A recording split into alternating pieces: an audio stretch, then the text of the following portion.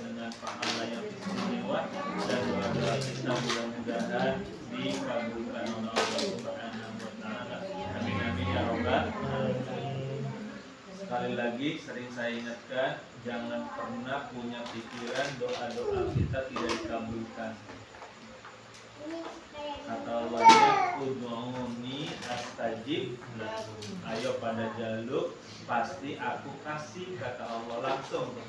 Percaya bukan dari omongan yang bisa. Bukan beli percaya. Sini terus menjaluk rumah 10 tingkat belum dua-dua. Dan harus diyakini bahwa semua doa kita dikabulkan. Cuma cara mengabulkannya Insya Allah beda-beda. Anak papat sering saya sampaikan, mungkin ditunda, mungkin diganti, mungkin apa lagi biasanya? Diganti, ditunda, diundur, kemudian diganti dan ditunda di surga. Yaitu pakai kabulkannya adalah di surga. Ada yang ditunda, ada yang diganti, ada yang ditunda dan diganti, ada juga yang di surga. Mudah-mudahan kita semua sering doa itu kemudian dikabulkan. Pengen dikabulkan di surga, apa pengen bisa kabulkan di dunia? Pengen dikabulkan dua-duanya. Amin, amin. Tapi punten tuh, jangan sampai kemudian kita punya pikiran Gusti Allah beli ngabulkan. Itu berarti beli percaya dari omongan Gusti Allah langsung. Karena Gusti Allahnya ngomongnya gimana tadi? Ayo pada jaluk maka akan dikabulkan. Itu berarti ucapan Gusti Allah. Bapak-bapak dan ibu-ibu, pada malam hari ini jamnya sudah lebih jam 8-nya. Tapi saya ingin menyampaikan oleh Kanjeng Nabi pada waktu Isra dan Mi'raj sebagai khususiyat, yaitu sholat. Tadi pagi salah satu khususiyat sholat adalah saya bilang tidak bisa ditawar-tawar, tidak bisa dirapel. Nah ini saya ingin sampaikan 3 saja, salah satu kekhususan keistimewaan daripada sholat. Yang pertama, ketika disyariatkannya beda dengan syariat-syariat yang lain. Kalau Allah mewajibkan puasa, sering saya sampaikan ini, yaitu manggil malaikat Jibril, kemudian disampaikan kepada Kanjeng Nabi tentang puasa. Ya ayyuhalladzina amanu kutiba alaikumus shiyam. Begitupun ketika Allah mewajibkan haji, Allah cukup manggil malaikat Jibril, kemudian membawa ayat tentang wajib haji. Wa atimul hajja wal umrata lillah. Begitupun ketika Allah mewajibkan zakat bagi yang sudah diberi 1 nisab asetnya, maka Allah memanggil malaikat Jibril, kemudian wa'atuz zakat, yaitu dibayar zakatnya. Tapi ketika Allah mewajibkan sholat, ini keistimewaan yang pertama. Keistimewaan yang pertama adalah ini. Ketika Allah mewajibkan sholat, Allah tidak cukup memanggil malaikat Jibril, bapak-bapak dan ibu-ibu, tapi Allah langsung memanggil Kanjeng Nabinya. Melalui apa panggilan itu? Melalui yaitu perjalanan Isra dan Mi'raj. Paham ya maksudnya ya? Jadi syariat sholat ini saking istimewanya, cara mensyariatkannya Allah langsung. Sama seperti presiden menginstruksikan kepada menteri-menterinya gitu. Cuman urusan masalah yang biasa cukup ditelepon, cukup di WA, cukup melalui ajudannya. Tetapi kalau masalahnya sangat penting, maka pasti dipanggil, yaitu menghadap. Itu juga ibarat sholat itu seperti itu. Karena syariat sangat penting, maka Allah memanggil langsung kepada kanjeng Nabi, yaitu melalui kisah Isra dan Mi'raj itu. Ada yang menyampaikan oleh-oleh daripada Isra Mi'raj itu adalah sholat. Berapa kali kanjeng Nabi sama kita umatnya diwajibkan sholat? Awalnya 50 kali. Tapi kaya-kaya lama 50 kali beli kaur kopi kaya-kaya. Beli kaur udud kaya-kaya. Karena kalau 50 kali dibagi 24 jam, berarti per setengah jam berarti sholat. Dau udek-udek kopi baik, terus manjing sholat mana gitu. Nah kaya-kaya ripuh.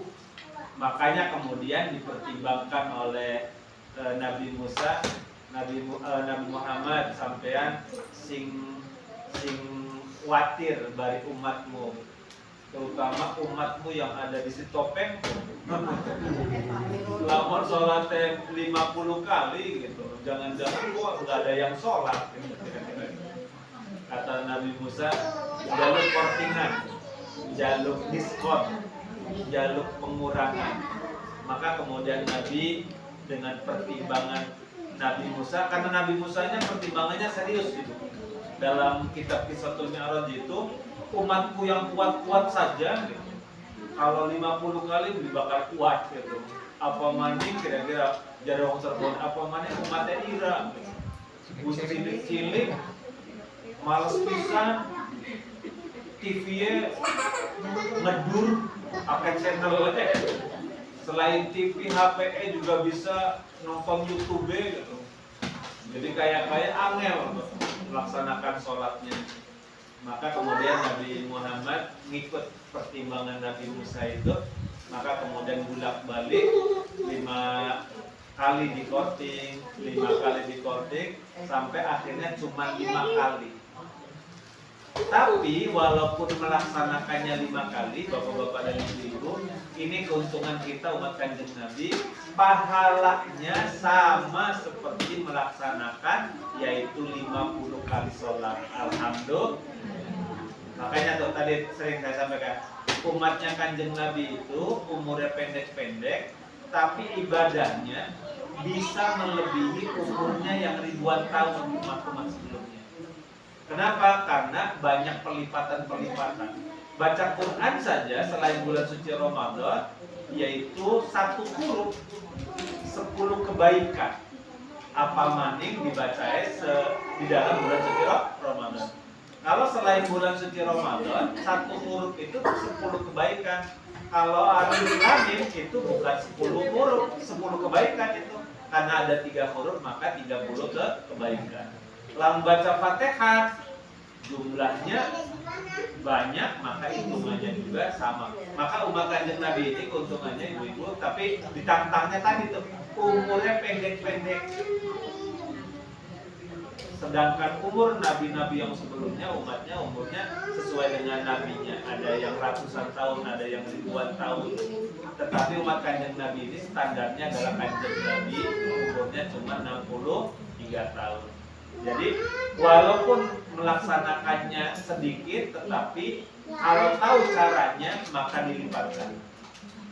Termasuk sholat dilipatkan, termasuk apalagi baca Quran tadi dilipatkan, termasuk ibadah-ibadah yang dilakukan bulan Rajab nih ibu-ibu, itu juga dilipatkan. Beda dengan ibadah yang bulan yang lain, apalagi nanti bulan suci Ramadan. Udah ya? Jadi yang pertama, khususnya daripada sholat itu yang membedakan dengan syariat-syariat yang lain itu cara pensyariatannya, yaitu langsung dipanggil. Kalau langsung dipanggil berarti menunjukkan apa? Sangat istimewa. Udah ya? Yang kedua, 3 saja. Mudah-mudahan selesai jam 10. Yang kedua, keistimewaannya sekedar menetralisir aja ibu-ibu. Kemarin ada salah satu ustaz gitu, salah yang ngomong Islam itu lohor, kemudian Islam itu Isa, subuh, salah gitu. Nih, sekedar saya menetralisir itu. Nabi dalam satu hadis, termasuk khususnya sholat itu adalah pembeda antara kafir dan muslim. Al-farqu bainal muslim wal kafir as-shalah. Pembeda antara orang kafir dan orang muslim itu adalah sholat.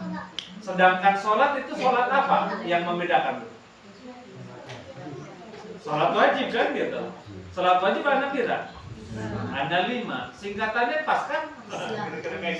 Jadi tidak salah lah kalau kemudian orang memberikan penjelasan bahwa Islam itu adalah Isya, subuh, lohor, asar dan maghrib, itu tidak salah.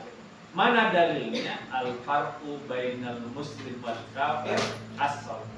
Pembeda antara ini muslim dan ini, makanya tadi saya sampaikan juga ini hadisnya terlalu pedas. Jadi tapi pun jangan sampai kalau kemudian ada orang nggak sholat kira kafir, nggak usah. Ini sih catatan buat kita gitu. Buat kita itu kalau kita tidak sholat berarti na'udzubillah min dzalik, posisi kita lagi kafir. Ketika kita sholat berarti posisi kita muslim. Sedangkan sholat itu cuma 5 gitu. Dan 5 itu ketepatan ada pada huruf Islam gitu.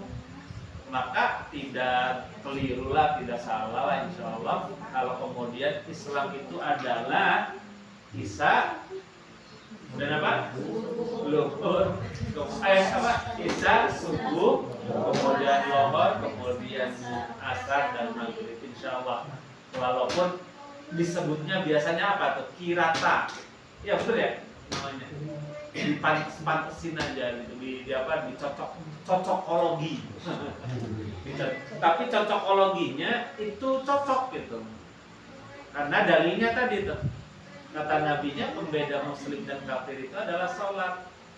Berarti ketika sholat ya Islam gitu.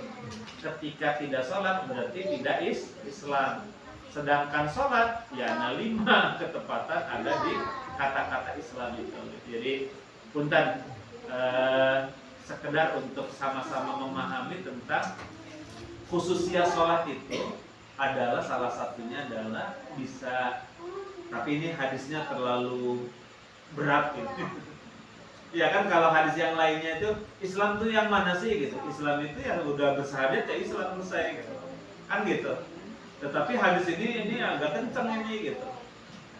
Bahkan kalau di hadis di Riyadhus Shalihin kalau tidak salah ada sampai ada pertanyaan walaupun dia nyolong, walaupun na'udzubillah gitu, walaupun dia zina sampai seperti itu gitu. Kalau dia sudah syahadat ya sudah Islam gitu, sampai seperti itu. Nah, ini hadis yang ringan kan. Bahkan man qala la ilaha illallah dakhala jannah. Siapa yang pernah mengucapkan kalimat la ilaha illallah masuk surga. Berarti orang usah sholat mah minta gitu, la ilaha illallah. Ya kan nggak bisa juga kan gitu. Tapi ini makanya tadi ada hadis yang ringan bahwa Islam itu ya cukup asyhadu alla ilaha illallah asyhadu anna muhammadar rasulullah selesai. Tetapi hadis ini agak pedes, agak ekstrim. Kata Nabi, pembeda antara kafir dan muslim itu adalah di sholat. Sedangkan sholat itu yaitu ada 5 dan ketepatan cocokologinya yaitu pas dengan kata-kata Islam itu. Sama di pondok pesantren juga Pak, ada cocokologi itu suka santri gitu. Santri itu apa sih gitu? Sine diartikan apa, kemudian nunnya diartikan apa, itu namanya cocokologi. Tetapi selama tidak bertentangan dengan dalil-dalil lain, cocokologi itu dibenarkan. Kecuali cocokologinya kemudian tidak pas, artinya bertentangan dengan dalil-dalil yang lain. Itu yang kedua. Jadi yang kedua keistimewaan khususnya daripada sholat itu apa tadi? Yaitu sebagai pembeda label kafir dan muslim itu ada pada di sholat. Tapi hampura jangan untuk orang lain, tapi untuk kita masing-masing saja. Artinya kita langsung negur diri kita tuh. Saya kok belum sholat, gitu. Saya kok. Nah, itu berarti saya segera untuk menjaga keislaman kita, berarti sholat ini harus betul-betul dijaga. Bahkan syukur-syukur kualitasnya dijaga. Sering saya sampaikan kan, kualitas sholat itu ada di berjamaah, ada di khusyuan, ada di awal waktu, kemudian ada di tempat yang terbaik. Itu adalah menambah poin kebaikan sholat. Sholat udah istimewa, nanti banyak kita pada malam hari ini 3 saja tadi. Ada banyak dalil-dalil yang tentang keistimewaan sholat itu, khususnya sholat itu. Ini diantaranya adalah ini. Jadi akan lebih baik lagi sholat itu punya kekhususan yang lain kalau dikerjakannya di 5 poin. Dikerjakannya khusyuk dulu Bu, bakal sholat. Ya. Masih ingat hujan? Kalau sholat lo si pemean lah si. Nah itu berarti masih mikirin khusyuk itu seperti apa sih gitu. Ada keterangan dalam kisah itu seperti sahabat Ali karramallahu wajhah. Itu khusyuknya luar biasa. Khusyuknya sahabat Ali itu katanya Bu, di sejarah itu sahabat Ali pernah setelah berperang itu kena panah. Panah itu kan agak masuk, kemudian kalau ditarik itu kan nyangkol, agak melebar. Jadi ketika ditarik itu malah menjerit gitu, karena sudah kadung masuk si panah itu. Ada bentuknya kayak apa namanya? Kayak tombak itu kan, ada sininya. Jadi kalau udah celok masuk, maka kemudian ditariknya itu agak nyantol di kulit dan di daging itu.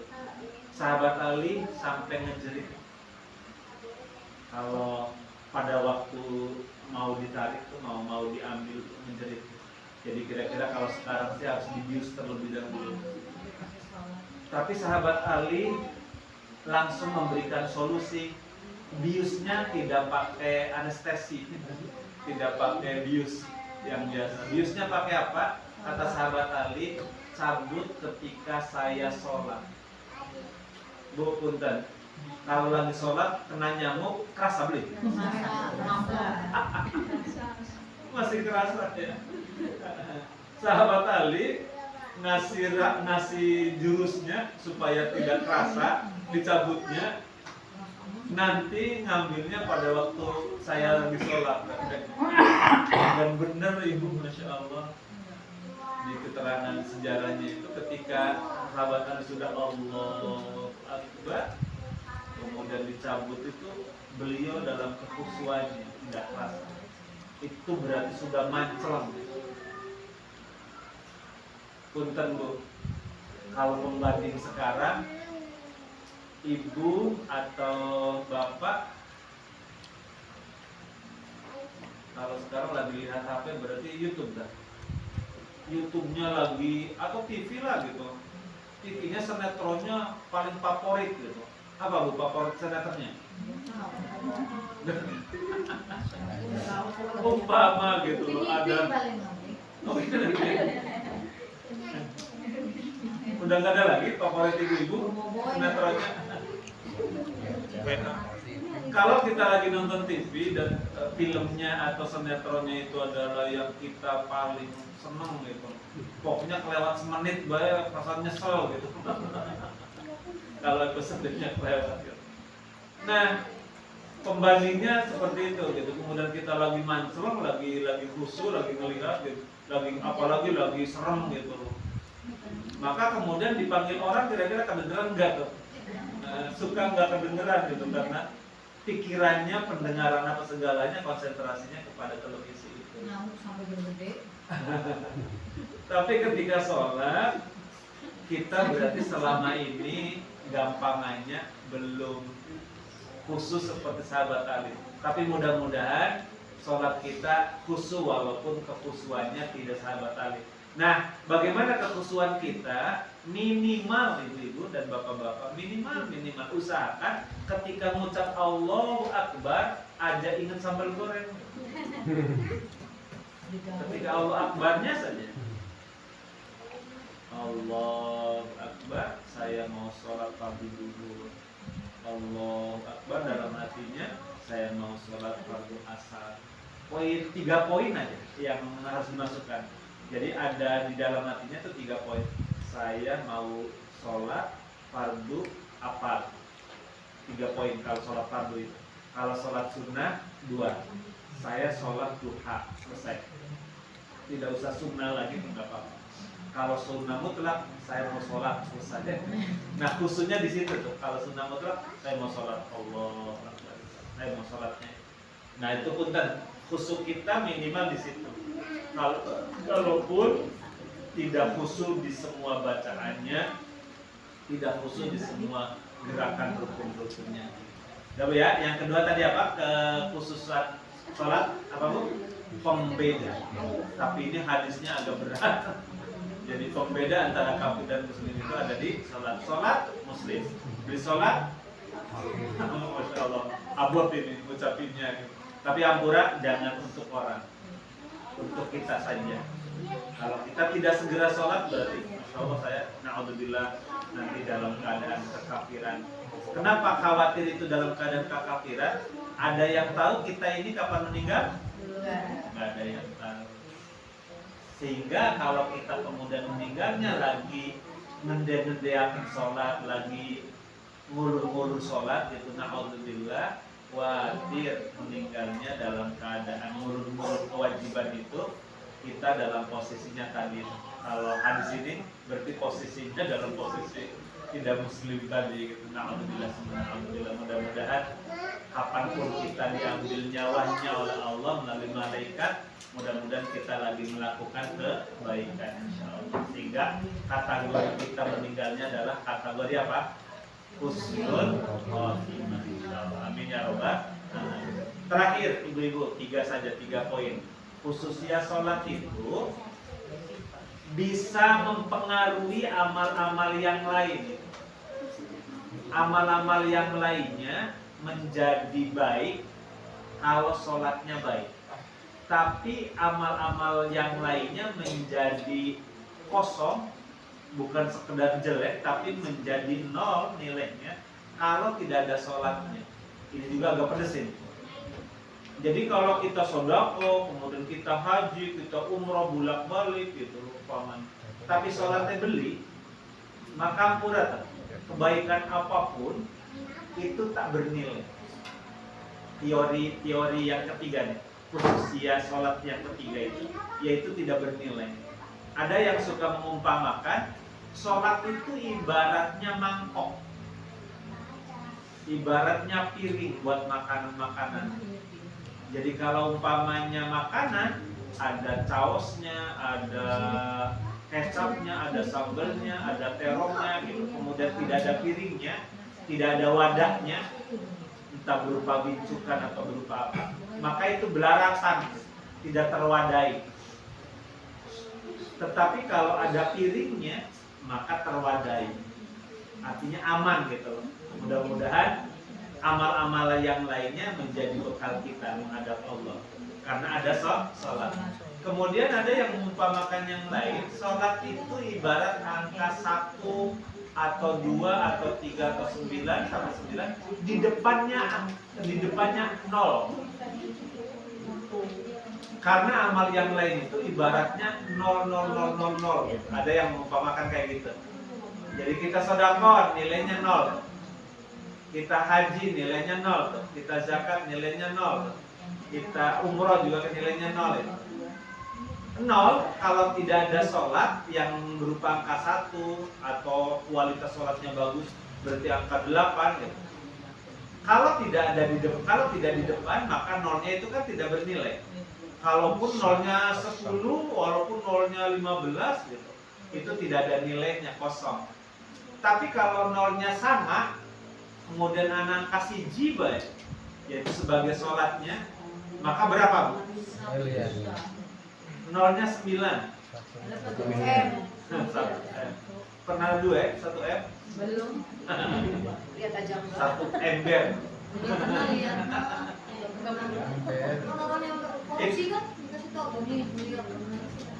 Itu ibaratnya kayak gitu. Jadi ketika ada angka 1 berarti 0 itu akan bernilai 1000, bernilai 1.000.000, bernilai berapa tadi? 1.000.000.000 gitu dan seterusnya dan seterusnya. Tetapi kalau kemudian 0 itu tidak ada angka 1, tidak angka, oh ya, kalau 0 tadi ada angka 2 berarti naik kan lagi. Itu berarti sholatnya istimewa, nambah bernilai. Apalagi nilai sholatnya 9 teristimewa gitu. Karena khusyuk iya, ditambah sunnahnya iya, kemudian waktunya tepat di awal waktu, kemudian di berjamaah dan di masjid, itu berarti nambah lagi tuh, berarti angkanya 9. Kalau tadi angka 1 miliar, berarti kalau di depan sholatnya nilainya 9, berarti berapa miliar? 9 miliar, lumayan itu. Buat beli cendol. Jadi ada yang mengistilahkan seperti itu. Apa dalilnya? Kalau sholat itu sebagai pendongkrak amal-amal yang lain itu, dalilnya adalah awwalu ma yuhasabu bihil 'abdu yaumal qiyamah as-shalah. Idza shalahat shalaha sa'iru amal wa idza fasadat fasada kullu. Pertama kali yang akan dilihat oleh Allah amal seorang hamba itu sholatnya. Kalau sholatnya baik, maka amal-amal ibadah yang lainnya kokmar-kokmar. Tapi na'udzubillah min dzalik, wa idza fasada kullu. Ketika nilai sholatnya rusak, nilai sholatnya jelek, maka jelek semua. Apalagi na'udzubillah min dzalik, kitanya tidak sholat, maka kosong semua. Walaupun sejelek-jeleknya kita sholat, itu kan nilainya 1, itu akan memberikan nilai kepada 0 yang lainnya. Tetapi kalau kemudian kita sholatnya baik, apa sholat yang tidak baik itu? Ya tadi, khususnya kitanya druper umpamanya. Kemudian apalagi sholatnya lewat waktu terus umpama gitu. Kemudian sholatnya nggak pernah ke masjid gitu. Nah itu nilai-nilai itu kosong, berarti nilai kita sholatnya itu agak angka kecil. Tapi kalau sholatnya khususnya iya, di masjidnya iya, berjamaahnya iya, kemudian ditambah dengan sunnahnya iya, kemudian khususnya iya, maka itu nilainya berarti bisa jadi 8, bisa jadi 7, bisa sampai 9. Maka akan meningkatkan nilai sholat itu. Ibu-ibu dan bapak-bapak, 3 dulu untuk memotivasi kita agar tidak gampang untuk meninggalkan sholat. Karena sholat itu sudah diistimewakan oleh Allah dan juga diistimewakan oleh Kanjeng Nabi. 3 yang bisa kita lihat keistimewaan. Yang pertama tadi apa? Disyariatkannya langsung dipanggil oleh Allah. Yang kedua apa tadi Bu? Pembeda sebagai kafir dan muslim. Dan yang ketiga adalah sebagai pendongkrak nilai-nilai ibadah-ibadah yang lain. Kalau sholatnya baik, insya Allah ibadah-ibadah yang lain terdongkrak menjadi baik. Tapi na'udzubillah, kalau sholatnya jelek maka menjadi menurun nilai-nilai ibadah yang lain. Apalagi kalau sholatnya kosong, maka sudah tidak ada nilainya ibadah yang lain. Karena salah satu syarat ibadah itu diterima harus niat. Dan niat itu baru sah kalau Islam. Dan Islam baru sah kalau dia salah satu tanda tanyanya adalah salat. Sehingga salat menjadi sah. Wallahu a'lam bishawab. Al-Fatihah.